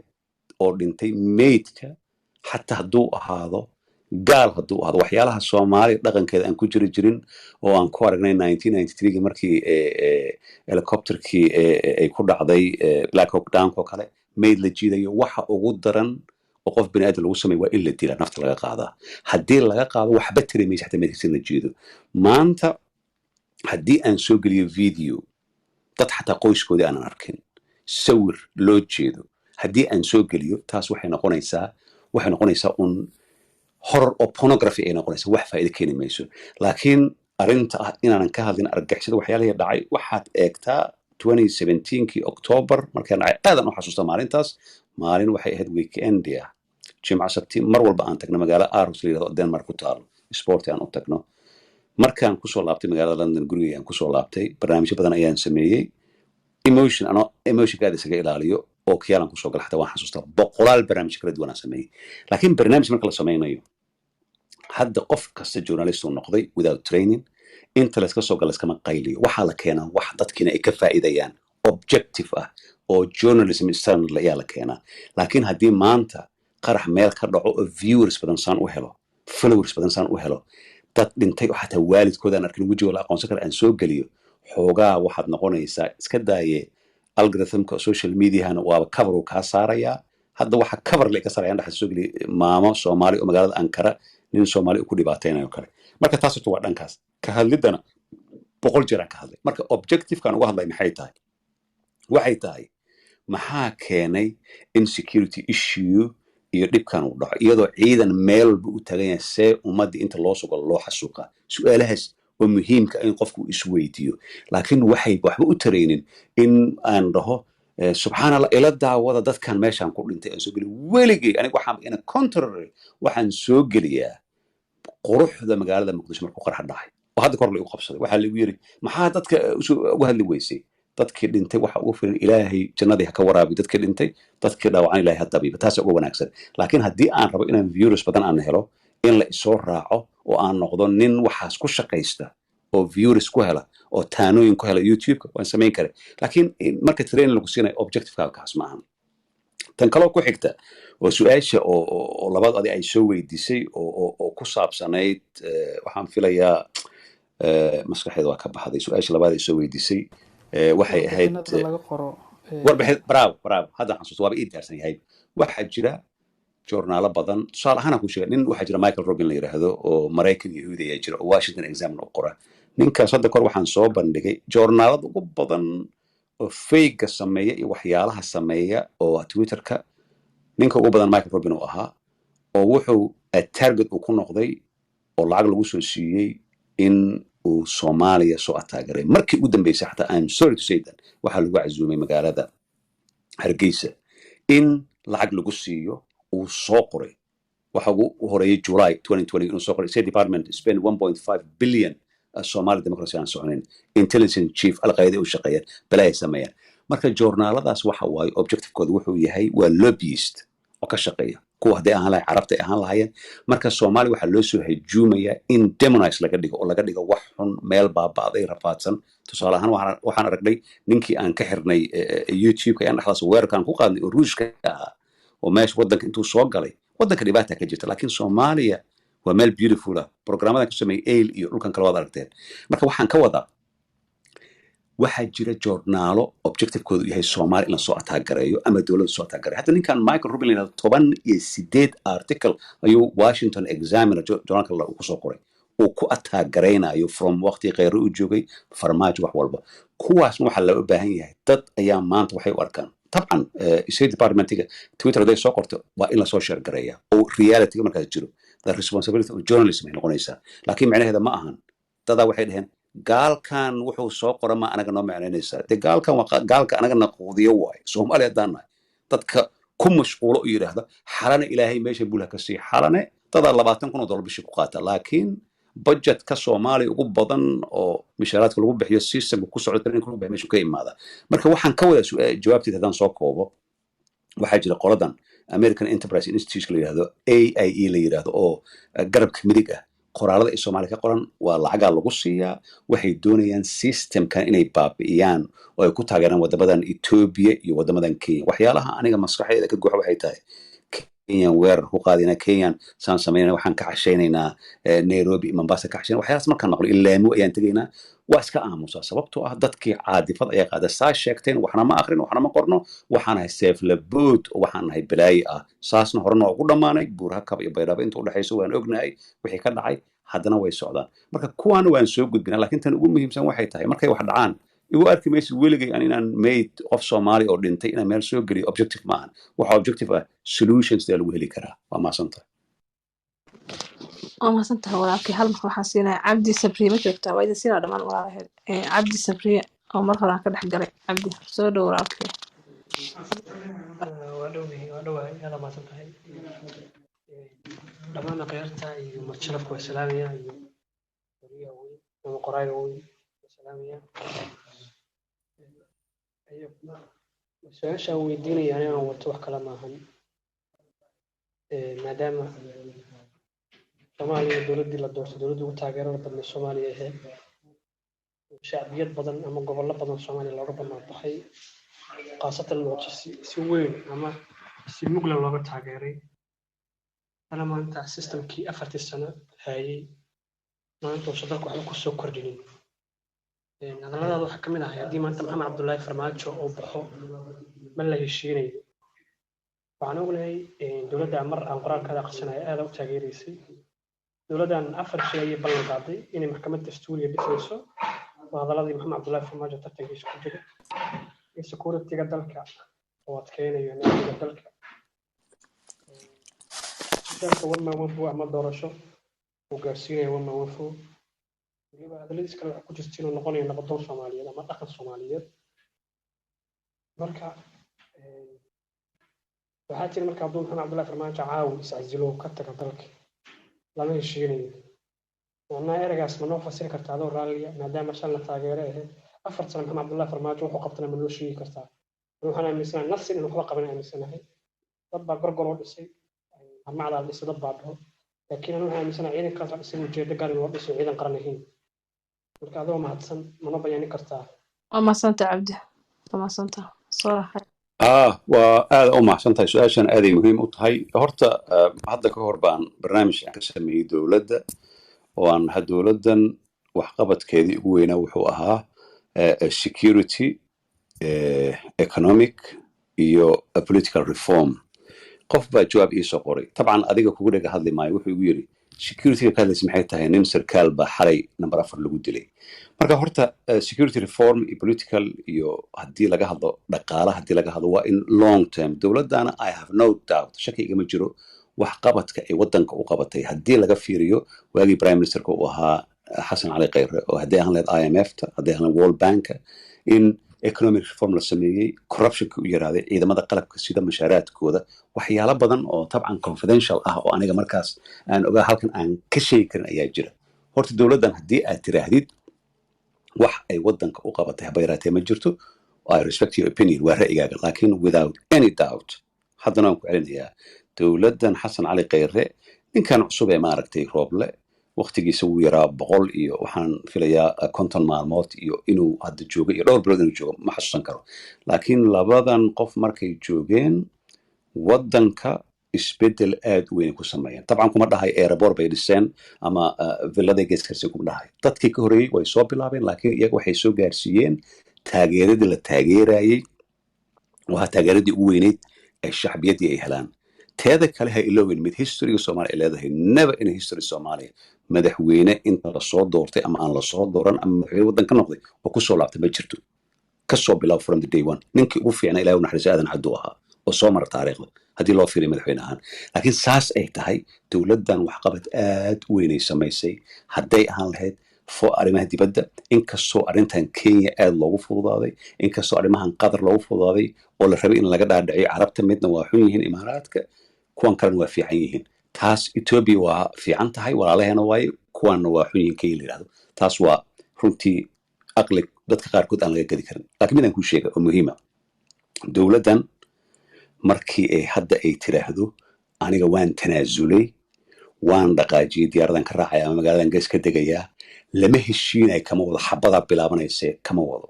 nimankan hadda groupka ay isla jooga saaxiibada ah ee groupka jazeera la yiraahdo qofka marka ay dhahayaan adaa noo sii haynaya madaxweyne sii noqonaya taas ayaan ka hadlaya dagaalkaas oo civilized war ah civil war ma ahan civilized war wuxuu noqonayaa marka in dad reer magaal oo jakadahooda wata ay ku heshiin waayaan sida hadda socota intaysan xabad dhicin ilaahay xabad ma keene hadda waxaa socda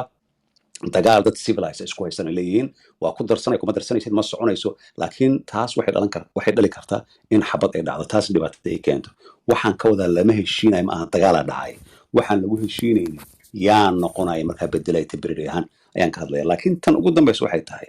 haddii maanta dowladdan aad aaminsan tahay waxba Soomaali uma aysan qaban waa dhibaataysay dhibaatooyin waa samaysay waan ka hadalnay cabdiraxmaan cabdishakuurtiisa qalbi dhagax cabdi qeybdiid waxyaalo badan oo meelo kala duwan ka dhacay qalad iyo qalad darrab way samaysay laakiin haddii loo fiiriyo dhanka dhaqaalaha security-ga iyo political reformka oo hadda tan ugu daran waxay ahayd maxkamadda dastuuriga oon la samaynin biggest disaster tan kale ugu muhiimsan waxay tahay siyaasiga markuu ku yiraahdo waxaasan samaynaya markuu electionka uu soo galayo 10% ayuu ka sameeya 9%ka waa mawaalida carruurta la yidhaahdaa waa mahadsantiin waa mahadsantahay walaalkay sida wanaagsan waqti cadaawe waa soo gabagabeen cadaawe waqti dambe waaya cabdinaasir waa hay labada qof ugu dambeeyaan siinaa walaalayaal waxaan naga xumaanin asoo walaalkay cabdinaasir noogu soo xiiso dhalinyaraatiin waa u baahan tihiin markasta waan idin soo casuumi doonaa waxaa ugu dambeeya oon siinaa xayir iyo maxamed yare xayir aan ka hormaraa xayir walaaloo halka dhigayo noo soo kaa حيدر واي أتر دمانتين وادين ودا سلامي sorry cabdinaasir ismaaciil waa ku salaamo watare waxaan rabaa aniga su-aashayda waa media idaacadda tv-ga qaranka bilahan hadda ugu dambeeyay the last 4 weeks marna waa soo qaadataa umalena waxyaabaha lagu soo qorayo waana idaacaddii internationalka I think ma u malaynaya dad aan unprofessional ahayn inay joogaan laakiin qoraaladooda iyo waxa ay soo qorayaan iyo CBB-da sida ay ku hadlayaan waa isku mid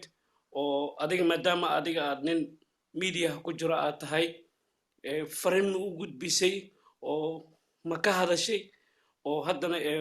waxyaabo hadda ku arkay last week waxaa ku qorneed mucaaradka oo taageerayo kiyaatiga iyo imaaraadka idaacad dhan waayo oo international oo qoraalkeeda markay barnaamij qabanayaan dood wadaagga dooda oo last week dood oo jesu uu fadhiyay xildhibaanka ereyada ka fakanaya xataa dad badanaa daawanayo marka fariin ma u gudbisay oo ma la xiriirtay su-aashaasaa rabay marna inaad ka hadashid aan jeclaan lahay waa su-aal muhiim ah oo aad iyo aad u qiimo badan runtii waana sugay tan oo kale inay soo dhacayso mahmaha waxaa jirta oo lahjada maayiga ah laakiin waxaan af soomaaliyanaya si qofka loo fahmo waxaa la yidhahdaa duqdii way duqowday dad cunisna way ku darsatay laakiin kuma qurux badna marka af soomaaliga lagu sheego waa duqdii way duqowday dad cunisna way ku darsatay waxaan ka wadaa horta BBC-da ka shaqaysa ingiriiska waxaa la yidhahdaa wax editorial control waxa la yidhahdo impartiality dhexdhexaad hadday ahaan lahayd laakiin meeshan waxa ka jira waxa la yidhaahdo nin maanta ku shaqaysta aniga maanta haddii aan ahay nin dowladda u shaqeeya oo radio muqdisho ama SNTV ama wuxuu ahaadaba u shaqeeyo haddii xataa ay dhacdo nin dowladda criticize ku sameynaya ama wax ka sheegaya shaqada waa ku laminaya briiskayga iyo rentigayga ilmahayga horta hala yaabin dadkaas waxaa samaynaya waxaan ku aragnay xataa London oo uu ku yaala SNTV-ga rag professional oo ka shaqeeya marka la soo leeyahay warnimaya waxaan ma isku xishootaa waxaan waa fadeexada waxay ku leeyihiin walaalow aniga lacagteeda yar la iisoo diray maaragtay inaan utii qabatid waxaan arkay aniga markhaati u ah garowga anaga u joogno heritage inaan u joogno Mustafa Dhuxulow oo murashax islamarkaana xildhibaan 16 years ah asoo live ku jiro oo maaragtay hadlayo inta la soo wacay laga jaray SNTV laakiin TV badan ayaa joogay oo soo gudbiyay marka ma ahan dadkan dad oo objectivekooda journalism way yaqaanaan oo dad professional ayaa ku jira laakiin maanta haddii lagu arko adoo dowladda xataa erey dhahaya dowladda waqtigeeda dhammaaday oo runta oo realityga hadaad tidhahdid waa dhuminaysaa marka inta dad qancin lahayd waa guulwadaynaysaa waxaa noqonaysaa islaantan north korea kasoo gasho oo dhahdo markuu Kim Jong oo kale raggaas waa dhaafeen waxyaalaha lagu soo qoraayo radio muqdisho websitekiisa SNTV aniga School of Oriental and African Studies and diploma ka soo qaatay journalism I am ashamed waxaasoo kale qof bani aadan wax ku dhaqaaqi karo xataa ku fikiri kara ma ahan waxa waaye sheekooyinkii kacaanka oo ha loo heeso ha loo sameyn lahaa taasna qofka waxay dilaysaa ay noqonaysaa maaragtay responsibilitygiisa meesha u taalay laakiin hala yaabin qof xamar ku nool ama qof dibadda ku nool oo professionkiisa si kale aan ugu shaqaysan karin anoo kale hadda haddii oo SNTV shaqo laga siiyo iraadi muqdisho which is very unlikely inay dhacayso u malayn maayo anna uma socdi haddii aniga $2,000 la iisoo diro maxaan bariiskayga carraysaga shubaa waxa waa gabya waa heesa habeen hore waxaan aragnoo kale waa one of the most shocking thing markaan interview kaasoo kale la sameynaa marka adiga bariiska cariska ma shugaysid waa isooysiinaysa emotional noqonaysa marka problemkaas waa laakiin maxaad u sheegaysa qofka wuxuu ku leeyahay cabdinaasir anigu waa fahansanahay waxaan waa wax qaab loo sameey impartiality jirta dhexdhexaada jirta xataa marka qofka la wareysana opposition in la keeno waay laakiin waxaad arkaysaa meeshii inay noqotay waxaan sugayno adduunyada hees la dhihi jiray ogaagay gacanka la qaadi jiro oo kale waa maasantiin maxamed yare adoo soo gaabina walaalkaya waa mahadsantahay Dayman iyo Cabdinaasir iyo asxaabta kale ku jirta runtii aadaan ula socday dooda iyo aragtida iyo fikradaha la isku weydaarsanaya waan idinkaga mahadcelinaa abaabulka iyo in aragtiya noocan la isku weydaarsado aniga su'aalo badan ma qabo laakiin waxaan rabaa dhowr comment yar inaan ku daro anoo soo koobay waqtigana bay qaaminaya horta waa aadaan ula socday dooda waan u mahadcelinaa Cabdinaasir waxyaabo badan oo xoogaal u yahay inuu bidhaamiyey ani isagana dhowr jeer muqdisho oo isku aragnay wax badan inuu ka warhaayo dad badanna uu saameyn ku leeyahay waa aaminsanahay markii ay noqoto arrimaha taagan horta dadka qaarkiis waxay ka dhawaajeen inay arrimaha hadda qabiil u xoogsiteen dadka qaarkiis waxay ka dhawaajeen in arrimihii muxuu ahaa taalamkii dhammaaday khalaasihiisii iyo waxyaabo badan laakiin waxyaabo muhiima in laga dhawaajiyo ayaa muhiima markii hadda laga fiiriyay siyaasadda si ay u socoto waxaad moodaa nimanka mucaaradka ah iyo dadka deegaanada ay kasoo jeedaan ka taliya inay kala aragti duwan yihiin madaxweynaha hadda la mucaaradsan yahay oo meesha filada jooga iyo deegaanada kasoo jeeda dadka maamulana ay kala duwan yihiin taas marka waxay meesha ka saaraysaa aragtidii ahayd bahasha qabiil bay u xiibsiibatay 4 sano horta dowladana barasharna lagu hayay la mucaaraday sida dowladii hore lagu sameeyay dhici jirtayna hadba meel laga soo muxuu ahaa laga soo mucaaraday laakiin hadba marka meesha dowladda markaas ka liidato ama la isleeyahay waa macquul waa laga ataagi karaa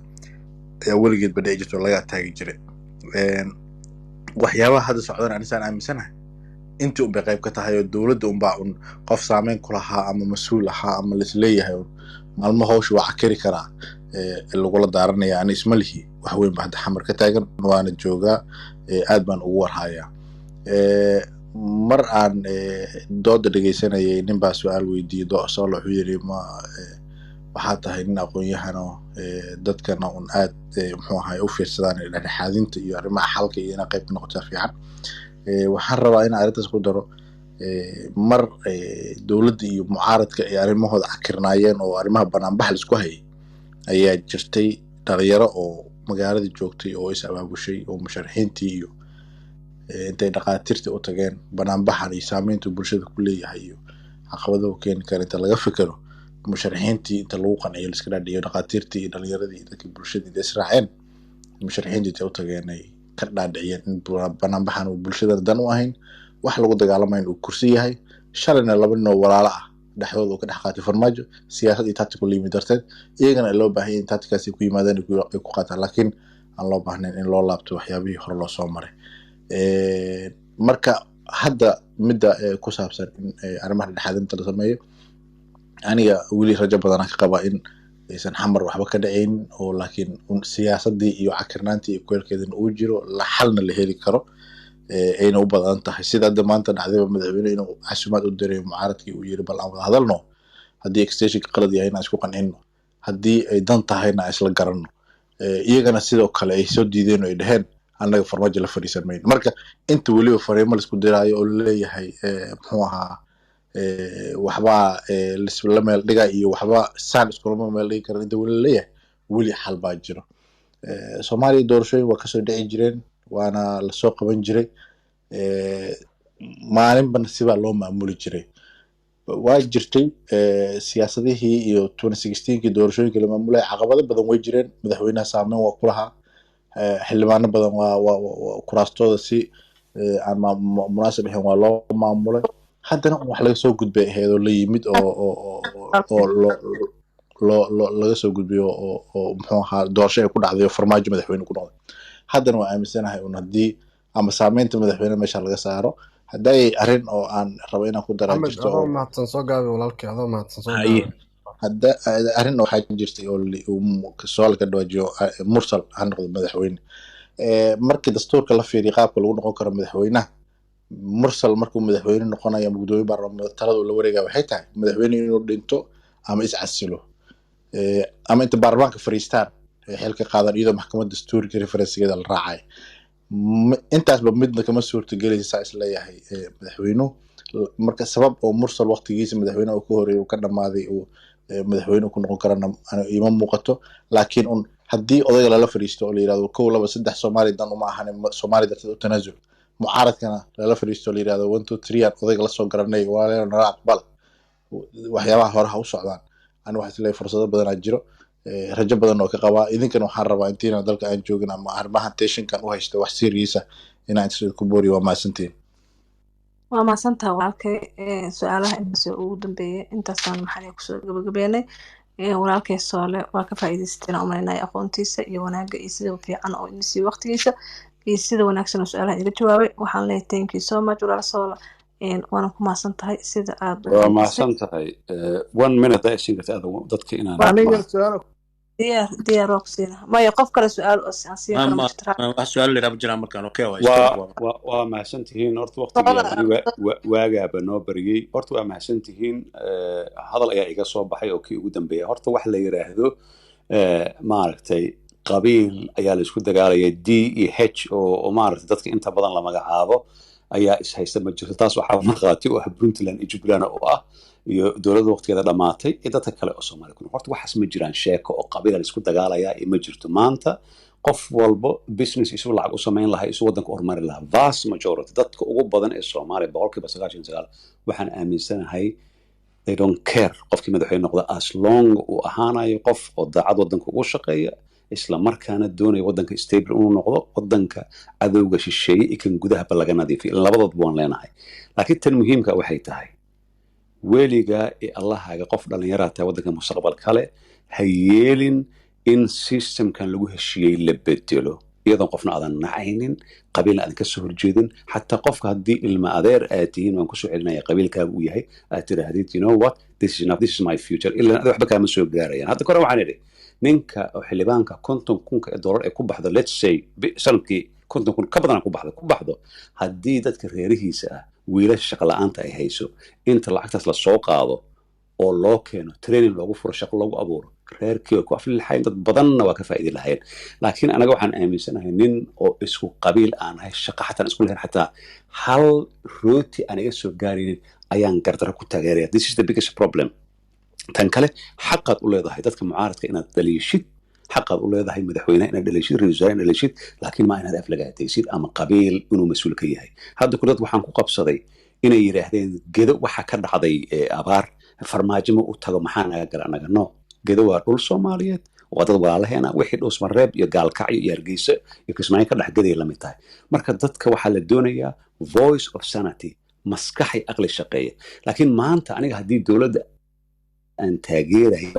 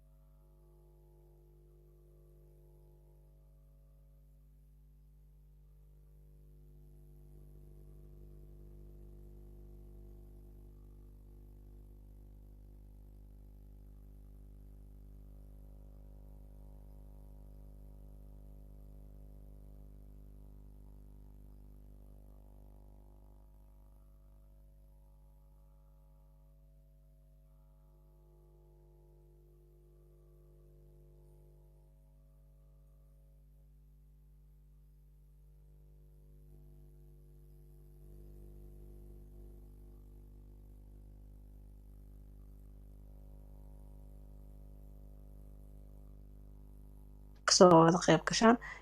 su-aalo iyo jawaabo ayaa ahaan doona insha allah barnaamijka walaal soolana sida uu idiin sheegay waa idiin casuumi doonaa markasta Soomaaliya Youth Club waxay u taagan tahay markasta inay dhalinyarta iyo dadka Soomaaliyeed walaalahooda inay wacyigeliyaan wax kasta markasta ka dhex guuxayana ay u keenaan qof markaas ay rabaan inay su-aalo ka weydiiyaan maama Najma Mestreso hooy Najma soo dhawow شيخ ما قصة عبيد saddex saac ilaa 4 saac been dambe insha allah سدع waxaan rabaa ساعة حلقة صومالي وتايا ها xilliga Afrika سدع سيارة في نمو ها أوكي سيارة في نمو حلقة أفريقيا ilaa koodu ilaa طولة ما تي عاو ما بنجم سجد ترتاح سجد والله الله قرش خلاص way iga mudan yahay intaas in ka badan ismaqal ma jira may maqashaan ها ها ها ها نجم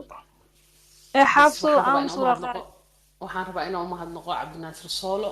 oo aad aniga agteyda qaali ka ah dhalinyaro badan oo Soomaaliyeedna agtooda qaali ka ah waqtigiisa uu noo horay waxaan jeclaan lahayn isbuucii waqtiga uu noo heli karo qolkan